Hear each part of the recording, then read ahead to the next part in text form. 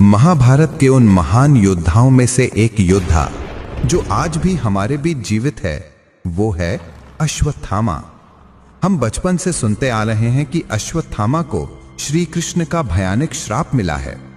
लेकिन दोस्तों, यहां एक मिनट रुकिए और सोचिए, जो श्री कृष्ण परम कृपालु हैं, जिन्होंने दुर्योधन जैसे महाअधर्मी को भी युद्ध के अंत में मोक्ष दिया, तो फिर उसी कृष्ण ने अपने गुरुपुत्र अश्वत्थामा को इतनी क्रूर सजा क्यों दी?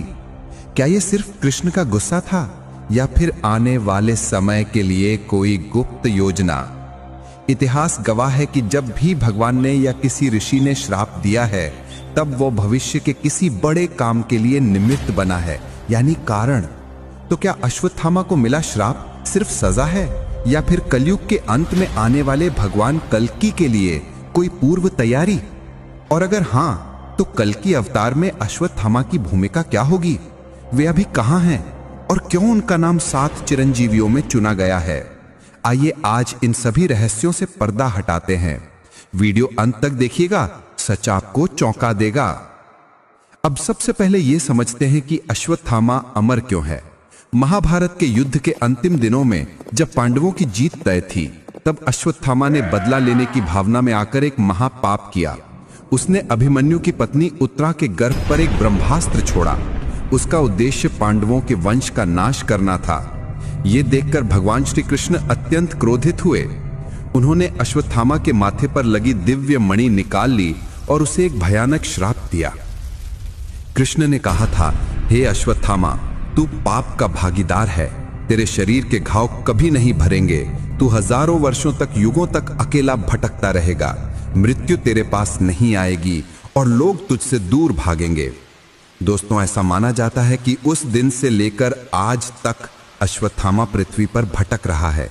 नर्मदा किनारे और हिमालय की गुफाओं में आज भी कई लोगों ने एक विशालकाय इंसान को देखने का दावा किया है, जिसके सर से लगातार खून बह रहा हो। अश्वत्थामा को सप्त चिरंजीवी में क्यों चुना गया? अब सवाल यह उठता है कि क्या यह सिर्फ एक सजा है? नहीं दोस्तों, हिंदू धर्म शास्त्रों के अनुसार 7 ऐसे लोग हैं जिन्हें चिरंजीवी माना जाता है। उसमें हनुमान जी, परशुराम जी, कृपाचार्य, विभीषण, व्यास, राजा बलि और अश्वत्थामा शामिल हैं। पर क्या आपको पता है कि क्यों इन्हीं 7 लोगों को चुना गया? शास्त्रों के अनुसार जब एक युग पूरा होता है और दूसरा युग शुरू होता है, तब ज्ञान और शक्ति की विरासत को संभालने के लिए कुछ खास लोगों की जरूरत पड़ती है। यह 7 चिरंजीवी आने वाले सत्य युग के आधार स्तंभ हैं। लेकिन अश्वत्थामा इन सब में अलग क्यों हैं? देखिए, हनुमान जी भक्ति और बल के प्रतीक हैं, परशुराम जी शस्त्र विद्या के प्रतीक हैं, वेद व्यास जी ज्ञान के भंडार हैं, जबकि अश्वत्थामा संघर्ष और प्रायश्चित के प्रतीक हैं। शास्त्रों में उल्लेख है कि अश्वत्थामा भगवान शिव के 11 रुद्रों में से एक का अंश हैं, यानी कि अश्वत्थामा साक्षात महाकाल का स्वरूप है। जब तक सृष्टि पर पाप रहेगा, तब तक शिव का यह क्रोध यानी कि अश्वत्थामा शांत नहीं होगा। दूसरा एक बड़ा कारण यह है कि द्वापर युग की अति विनाशकारी विद्याएं जैसे कि नारायणास्त्र, ब्रह्मास्त्र, इन प्राचीन विद्याओं की जरूरत पड़ेगी। अब बात करते हैं उस परम रहस्य की जिसके लिए आप ये वीडियो देख रहे हैं। कल्कि पुराण ने स्पष्ट उल्लेख किया है कि जब कलयुग में पाप अपनी चरम सीमा पर होगा, तब भगवान विष्णु कल्कि रूप में अवतार लेंगे। लेकिन क्या आपको पता है कि भगवान कल्कि को युद्ध कला कौन सिखाएगा? हाँ, आपने सही सोचा। भगवान कल्कि के गुरु कोई और नहीं बल्कि भगवान परशुराम और अश्वत्थामा होंगे। लेकिन दोस्तों, यहां एक बहुत बड़ा सवाल उठता है। अगर कल्कि स्वयं भगवान हैं, तो उन्हें गुरु की या युद्ध सीखने की क्या जरूरत? और अगर जरूरत है, तो गुरु के रूप में अश्वत्थामा ही क्यों? परशुराम जी तो हैं ही ना। जवाब बहुत गहरा है, ध्यान से सुनिएगा। हाँ, आपने सही सोचा। भगवान कल्कि के 2 गुरु होंगे, भगवान परशुराम और अश्वत्थामा। लेकिन दोनों का काम अलग अलग होगा। गुरु के रूप में भूमिका, भगवान परशुराम कल्कि भगवान को शस्त्र विद्या और मंत्र देंगे, लेकिन अश्वत्थामा का काम युद्ध की रणनीति यानी कि वॉर स्ट्रैटेजी सिखाना है, जैसे कि चक्रव्यूह भेदने की कला, नारायणास्त्र का प्रयोग, ब्रह्मास्त्र को वापस लेने की विद्या।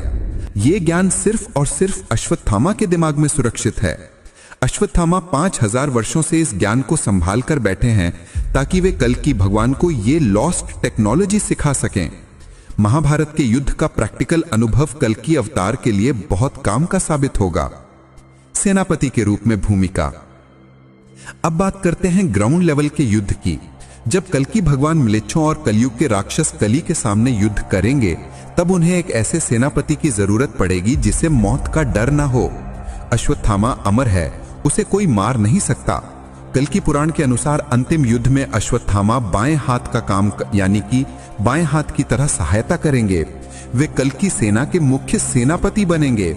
सोचिए दोस्तों, एक ऐसा योद्धा जिसके अंदर 5000 वर्षों का क्रोध, अपमान और तपस्या की ऊर्जा जमा है।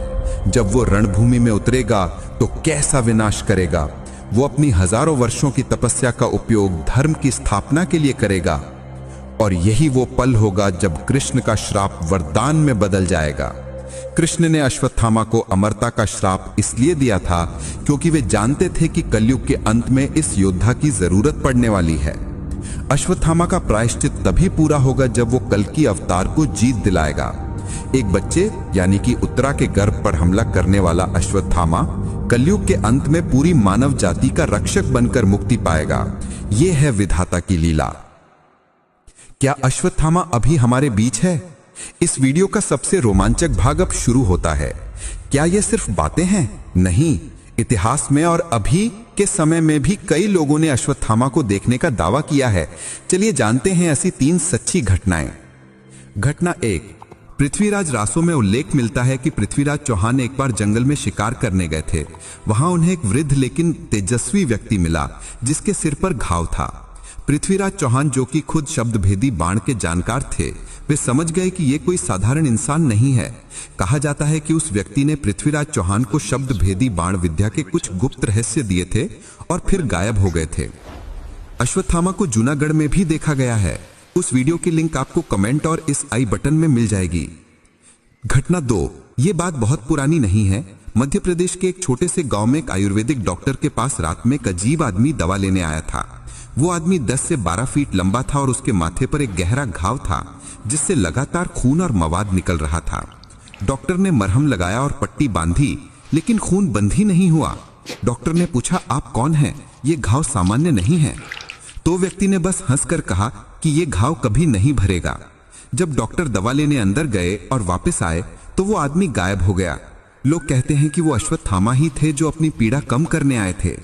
घटना 3, नर्मदा परिक्रमा करने वालों के अनुभव। गुजरात और मध्य प्रदेश में नर्मदा नदी की परिक्रमा करने वाले कई साधुओं और भक्तों ने दावा किया है कि जंगल के कठिन रास्तों पर उन्हें एक परछाई दिखाई देती है।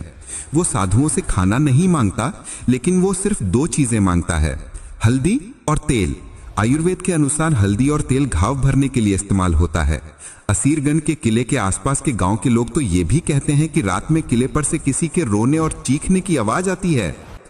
तो दोस्तों, अश्वत्थामा का जीवन हमें सिखाता है कि कर्म का फल भोगना ही पड़ता है, भले ही आप कितने भी शक्तिशाली हों। लेकिन साथ ही ये भी सिखाता है कि प्रायश्चित करने का मौका कुदरत हमेशा देती है। अश्वत्थामा एक शापित योद्धा से कल्कि अवतार के सहायक बनेंगे और तभी उनकी मुक्ति होगी। आपको क्या लगता है? क्या अश्वत्थामा सच में कहीं जीवित है? और क्या कल्कि अवतार के आने का समय नजदीक है? अपने विचार कमेंट बॉक्स में जरूर लिखें। अगर आपको ये रहस्यमय जानकारी अच्छी लगी हो तो वीडियो को लाइक करें और अपने दोस्तों के साथ शेयर करें। ऐसे ही रोमांचक वीडियो देखने के लिए हमारे चैनल को सब्सक्राइब करना ना भूलें। मिलेंगे अगले वीडियो में। जय श्री कृष्णा।